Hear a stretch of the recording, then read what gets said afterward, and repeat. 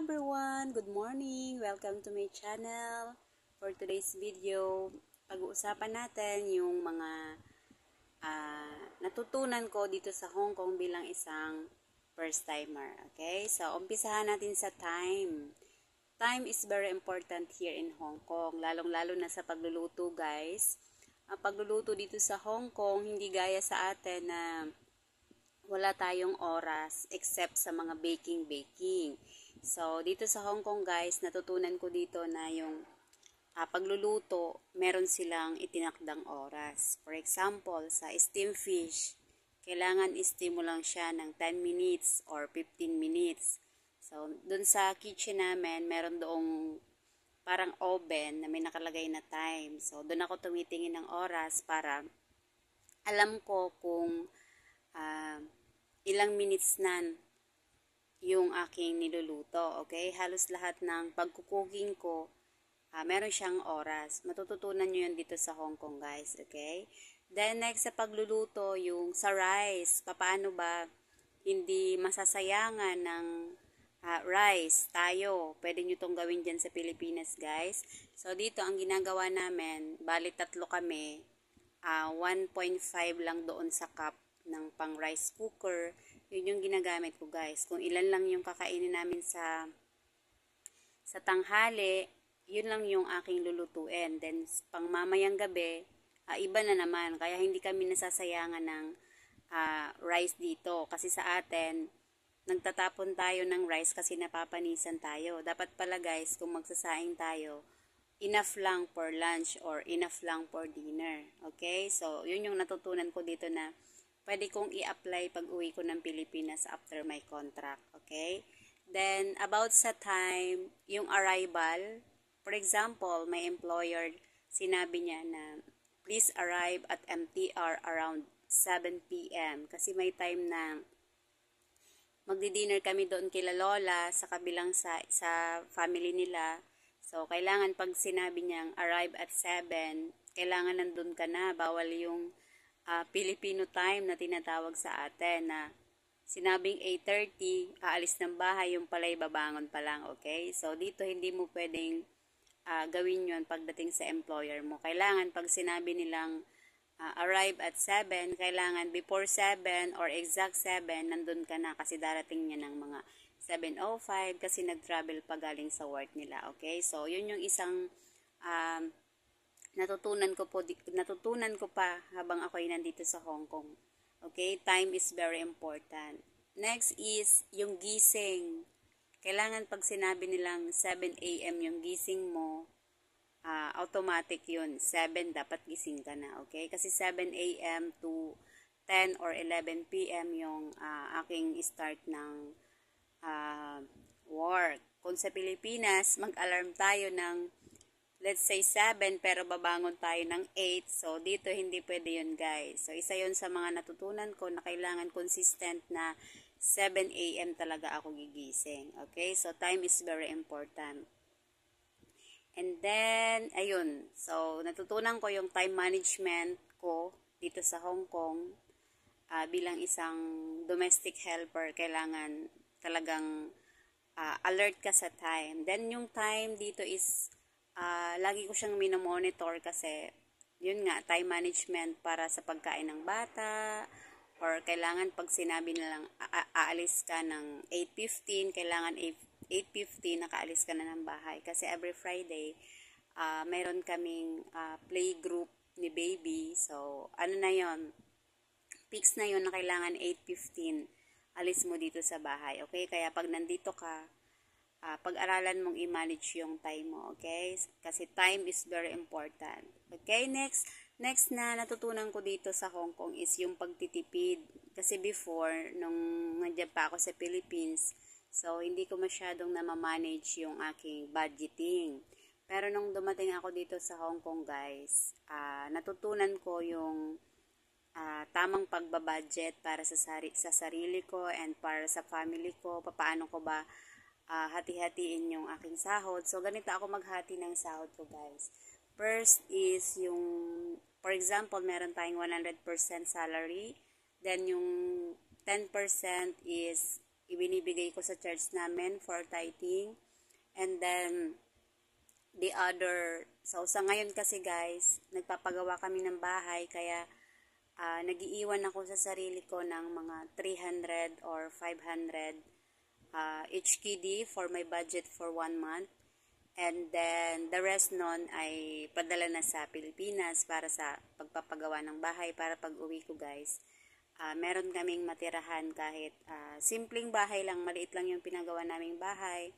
Pinagaya ko lang siya dito sa Hong Kong na 2 bedroom, then sa gitna yung CR niya. Ngayon nakagastos na kami ng halos 250k. Pero hindi pa tapos guys. Wala pang bintana, wala pang pintuan, wala pang tiles. Kumbaga ano pa lang siya. Buo na siyang bahay pero hindi pa siya pwedeng tirahan. Kaya doon na pupunta yung aking salary, and sa tulong ng aking asawa, meron kaming goal kasi na tinutulungan namin pareho kasi meron naman siyang trabaho kahit paano. Okay, so yun nga sa budget, natutunan ko yung tamang pagbabudget dito. And for the load, ano ba yung natutunan ko sa pagdating sa load sa internet dito guys? So dito sa Hong Kong guys, kahit saan ka pumunta, marami dito mga free wifi. Ako hindi ako nag-load, hindi ako gumagastos ng load. Ang ginagawa ko lang sa aking SIM card is nilalagyan ko lang siya ng maintaining balance para hindi siya mag-lock or hindi, tawag doon, hindi siya ma-deactivate, okay? So, kung gusto nyo makatipid sa load guys, kung meron naman kayong internet sa bahay nyo, kung nakakonect naman kayo sa employer nyo, wag na kayo mag-load kapag nasa labas kayo kasi 1 day lang naman yung ating rest day. Then, meron naman kayong mga masasagap na internet dito sa Hong Kong kahit saan ka pumunta. Sa MTR, merong free internet. Then, pagdating kasi sa church namin, meron din kaming free internet.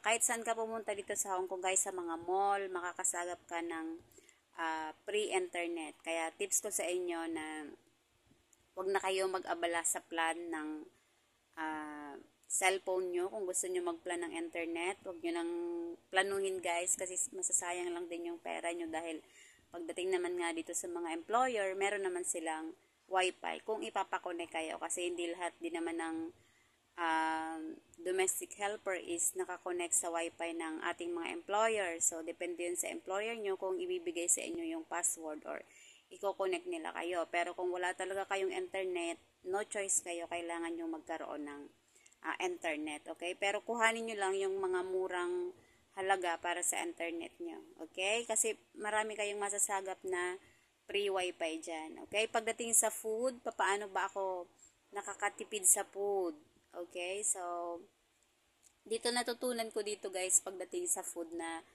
yung employer ko kasi nagbibigay naman na yan ng mga pagkain. Kagaya nga yung rest day ko, ang dami kong orange, may binigay na apple, may binigay na yogurt, and may binigay na drinks. So, hindi na ako bumibili ng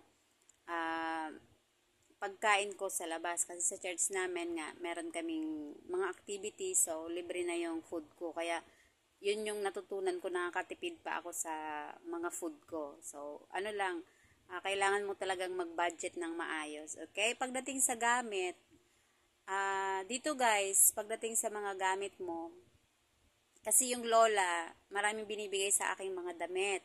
So, nakakatipid na ako, hindi na ako bumibili dito ng mga damit-damit guys. Pati yung mga pang-winter. Ang dami kong 4 na plastic na yung halos na ibigay nila sa aking mga damit. So, ipapapackage ko na ito papuntang Philippines kasi dito is bawal kang mag-stock ng napakarami, okay? Kaya natutunan ko rin dito na wag bumili ng mga maraming damit kasi para makatipid na din tayo guys, okay? So, marami tayong mabibilhan din ng mga medyo mga mura sa mga ukay, pero kung hindi naman kailangan, kung okay naman na yung damit nyo pang working nyo for 1 week, so wag na kayong bili ng bili. So, tipid-tipid na lang, okay? So, ayun na guys, yun yung natutunan ko sa pagdating sa pagbabudget ng aking salary, then yung time management natin. So, napaka-importante yun dito sa Hong Kong. Then, next natutunan ko dito guys, yung pagdating sa line-up. Kasi kung sa Pilipinas, mahilig tayong sumingit-singit sa mga pupuntahan nating mga government ah, mga agencies, mga ganyan. So, pagdating dito sa Hong Kong, bawal yun, guys. Isa pa yan sa natutunan ko dito na kailangan pumila ka ng maayos. Kung saan yung pila, pumila ka doon. Kasi na-experience ko one time doon sa may MTR. Kasi hindi gumagana yung octopus. Parang nag-e-X siya, hindi siya ina-accept. Then, dumiretso agad ako doon sa counter din. And sabi nung taga doon sa may, anong tawag doon? Basta yung sa may counter, sabi niya, saan ka nagmula ng pila mo? Excuse me, sabi ko dito po, kasi may itatanong, sabi niya, go back to your line. So, bumalik ako doon sa pinakadulo nung pila. So, pagdating dito sa Hong Kong, bawal dito guys, yung singit-singit sa mga pila-pila, okay? So, isa yun sa mga matututunan natin. Kahit sa mga bata dito, sa mga playgroup, tinuturo na yung line up nila, okay? Kasi, bawal nga yung singit-singit. Okay? So, thank you so much guys. Yun yung natutunan ko dito sa Hong Kong bilang isang first timer pagdating sa time management, budgeting ng salary, and sa forming ng line. Okay? So, as of now, yun lang muna yung aking i-share. Okay? So, thank you so much for watching. Please like and subscribe my YouTube channel para lagi po kayong updated sa mga video na i-upload ko. Okay, bye-bye!